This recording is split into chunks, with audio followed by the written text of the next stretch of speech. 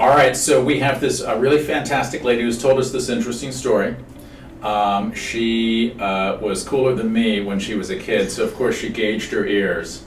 And you had gauged ears for how long? 20 years. 20 years. 20 years. But she does amazing things professionally, blah, blah, blah. She was living in Baltimore, working in a big corporate finance with the gauged ears. It's a good look.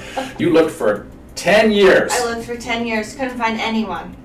Who would fix, there are little things with ears like little slit earlobes, but sometimes the gauges are substantial and it's actually kind of technically, you need some technical acumen in order to repair it and have it look perfectly natural. So you can check out the before and after pictures associated with this video, but tell us, so we sort of told the story, but tell us, what were your thoughts? You looked at the pictures. I love them. I don't even need to get my ears pierced again because my ears are so beautiful. They're so beautiful. They're so beautiful. So listen, this is what our practice is about. You can see here, it looks perfectly natural. We just mentioned, right, if you were sitting next door on an airplane, I don't think you'd notice it.